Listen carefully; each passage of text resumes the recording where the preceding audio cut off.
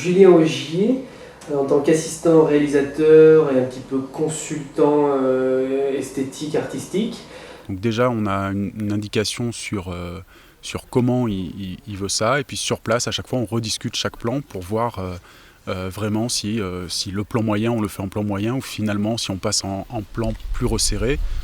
Il a suffisamment de technique, de savoir-faire maintenant pour relever plus haut les ambitions artistiques. Donc je crois que ce film-là, il est plus là-dessus, quoi, sur des sortes de touches,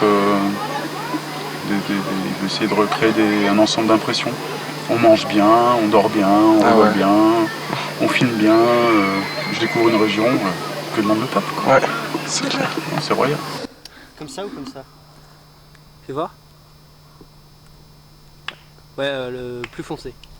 Yes. Il y a Jake Russell qui a été opérateur Steadicam et directeur de la photographie. Son rôle était très important dans ce court-métrage, vu qu'il était basé essentiellement sur l'esthétique de l'image. Donc Jake, qui s'occupait de l'image, a pu utiliser différents outils de prise de vue, notamment un Canon 7D qui permet justement d'avoir beaucoup de flou dans l'image, tout comme au court-métrage, et d'avoir une qualité d'image diffusable au cinéma. Et pour les plans sous l'eau, une caméra embarquée qui s'appelle une GoPro. Et donc ça va permettre à Jake de faire des plans sous-marins très sympathiques. On a déjà commencé ce matin sans les acteurs, cet après-midi on est avec les acteurs.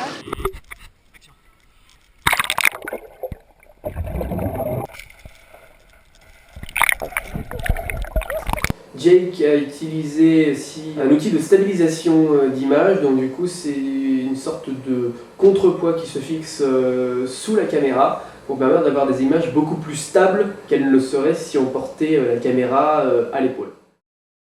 J'ai l'impression que j'ai une main qui est un peu actrice. Du coup il y a que ça. Du coup il y a que ça. C'est pas ma première, mais chaque projet est différent, donc c'est toujours comme une première expérience finalement. Et puis c'est vrai qu'on découvre un nouveau réalisateur, une nouvelle ambiance, une nouvelle équipe, de nouveaux comédiens. Il m'a envoyé le scénario et en fait quand je l'ai lu, j'ai ressenti des références qu'on avait en commun et il m'a envoyé certains films qu'il fallait que je voie pour pouvoir jouer. Et en fait je me retrouvais exactement là-dedans, ce qui fait que j'étais un point commun, et donc je me suis dit peut-être que ça pourrait vraiment marcher. Comment vous sentez-vous par rapport au dialogue sur ce tournage? Qu'est-ce que vous avez à dire un peu? Vous êtes à l'aise? Qu'est-ce que vous avez à dire?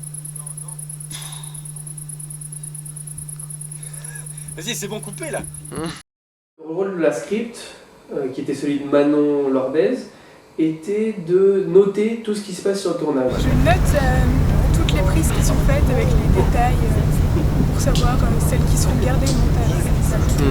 Et ensuite sur le tournage, du coup, elle s'assure qu'on suive bien cette ligne directrice, qu'on fasse bien tous les plans, qu'on n'oublie rien. C'est des raccords, de vérifier qu'il n'y ait pas un acteur qui soit habillé différemment que ce qui est marqué sur le scénario. Une personne qui est beaucoup en relation avec la script, c'est la clapeuse, donc Clara Rostand.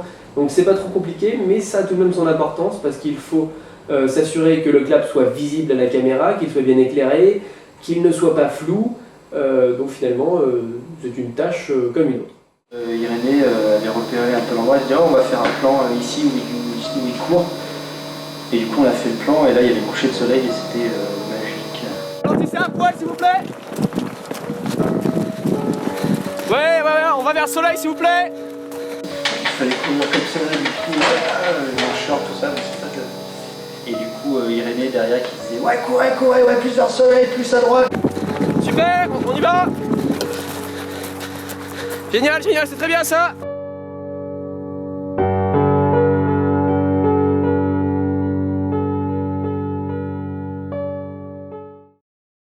En effet. Et nous avons pour l'instant aucun blessé et aucun mort.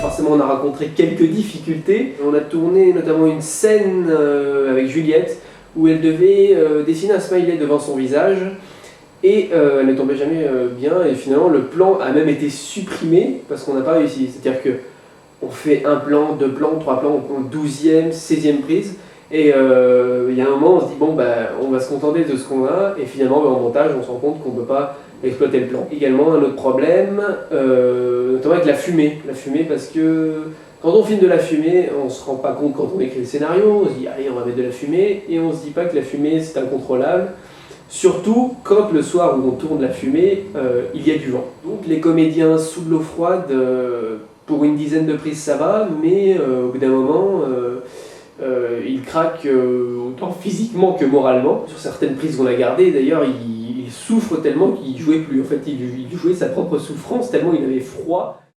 Voilà comment on se fait nourrir quand on fait un tournage avec Irénée Rostand, c'est assez génial.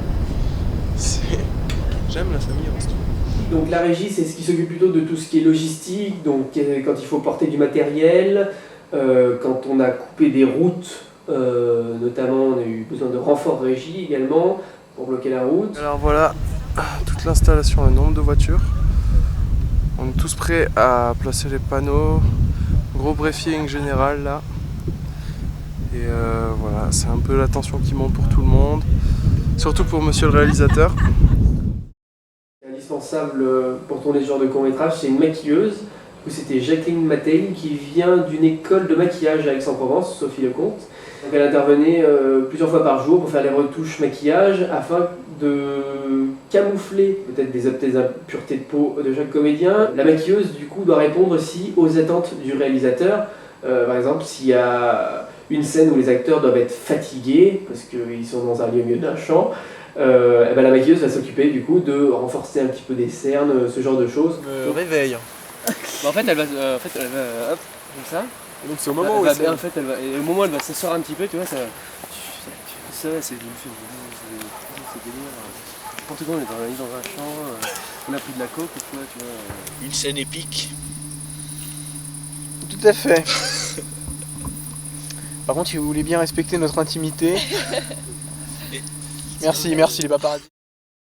Pour l'équipe technique qui fait un petit peu partie de l'équipe backstage, je dirais, on a eu Romane Bonetti qui était photographe plateau. Elle suit le tournage en photo sur toute sa longueur, ce qui permettra ensuite d'utiliser ces photos pour des buts promotionnels, également pour de possibles affiches et pour finir pour un possible making-of. Et il y a également Jérémy Amoros qui est le making-offer, donc c'est lui qui s'occupe de filmer le making-of, tout ce qui se passe sur le tournage.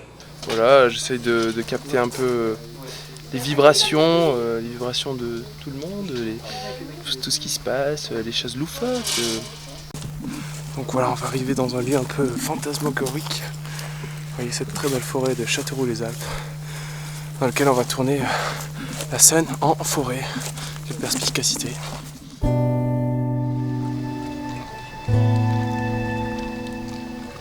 Il y a une sorte d'osmose qui se crée sur cette semaine et du coup ça se finit comme ça sur une belle touche à la fin. Et du coup voilà, c'était beaucoup d'émotions dans ce tournage avec toute l'équipe qui est autour de moi et qui arrive petit à petit.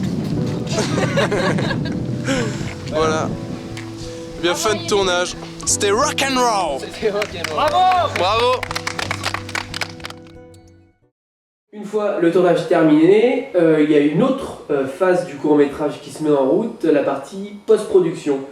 La post-production, ça comprend le montage image, ensuite ça demande une partie étalonnage dans tout ce qui est réglage des couleurs. Anthony Virin, qui était superviseur des effets visuels, alors il s'est occupé principalement de faire les ralentis, car il y a de nombreux ralentis dans le court-métrage Let Me Dream, et il s'est occupé aussi de stabiliser certains plans qui tremblaient un petit peu à la prise de vue. Et ensuite, il y a toute une étape aussi sonore.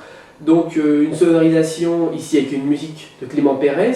Il y a Olivier Toral, sound designer, qui crée tous les sons qui sont présents dans Let Me Dream, sachant que nous n'avions aucune prise de son au tournage. Donc je fais le mixage du court-métrage Let Me Dream, donc ça consiste en fait à récupérer les pistes que m'a fait le sound designer.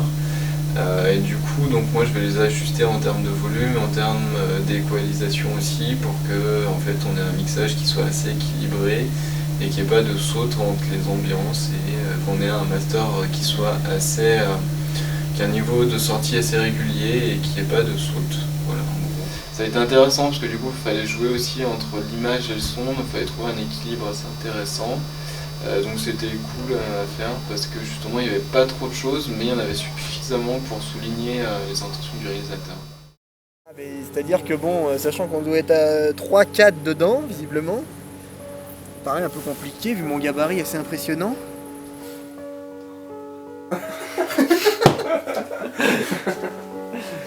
Que nous arrive-t-il? Et vous connaissez, vous êtes script, vous devez connaître le poème qui fait Nil, Nil, Nil. Non? Ah, pardon, excusez-moi, je suis confus. Je suis confus, je crois que... Non, pardon.